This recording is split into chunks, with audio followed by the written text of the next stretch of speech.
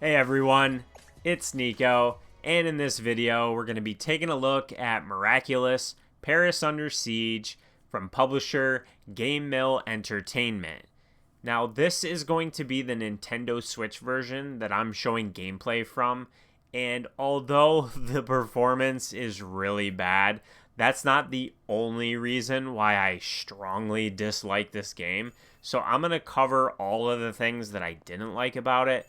And unfortunately, this is going to be a game that I absolutely do not recommend. I mean, if you're the biggest Miraculous fan in the world, maybe play this on another platform. But on the Switch, this runs so incredibly poorly.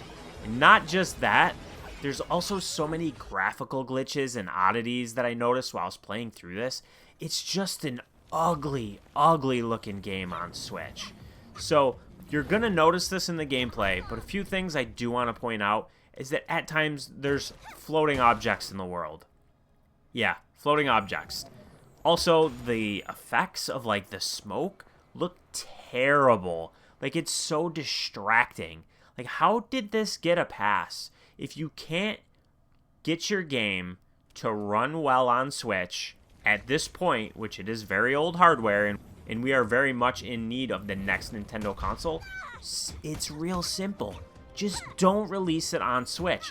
This should not be on Switch because it is not worth the money that a person buying this would pay for a mediocre, not even mediocre, a poor experience. Like, this is so bad. So this is a beat 'em up.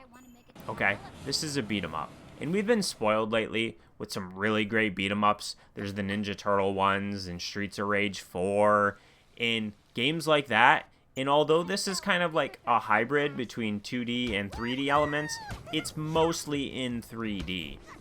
But the gameplay is so bland and boring. It's basically a button masher. You hit the Y button to like punch and kick, and then you hit the X button to do like a special maneuver, which is a little bit stronger and has some more range to it. And there's two characters you could play as. You could switch freely between the two. They have their own health bars, but it's a button masher. After about the first 45 minutes or so of playing this, and I played about 2.5 hours of this, I just started to run past the enemies. It would only engage in the combat when I absolutely had to. The enemies will drop XP and stuff that you can collect, but there's XP just kind of placed in the world that you can collect as you're running through regardless. So there's really no reason for you to need to engage in the combat because it's bland and boring. The XP is used to upgrade your character. There's a few different statistics that you can buff, and then there's multiple tiers to these upgrades, and you'll earn those as you defeat the bosses and you play through the game. And when you start out, the game is very linear in that the first few levels don't really have a lot of branching paths. They're not really confusing, and you only have this one area that you can go to after the opening scene and also kind of moving through the city to get to this first district, because you're trying to basically liberate the different districts of Paris, and each district has its own boss from the show, like the Bubbler, Lady Wi-Fi, Truth, and Soul Crusher. So in the beginning it's linear, and honestly the first area runs pretty okay on Switch. It's ugly and pixely, and you'll see the smoke graphics like I mentioned, but for the most part, like, it runs pretty decent. And I thought, okay, the game's really ugly, but maybe it'll run pretty good. No.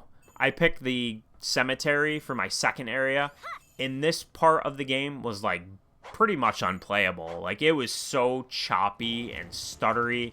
Like, it's that bad, and I really want to nail that point home, that if you absolutely have it made up in your head that you want to get this game, do not get the Switch version.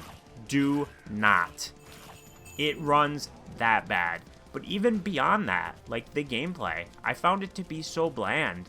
And then there's times where the area that you're in is pretty open, and it gets kind of confusing where your objective is. Like, what are you supposed to do? I didn't know where to go. A few times I was kind of going in circles because the area I'm in is kind of open with branching paths, but then they kind of circle back.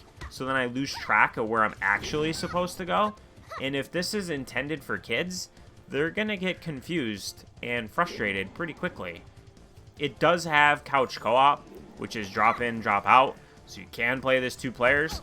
I don't imagine that would run better, probably worse, on the Switch than the main game does.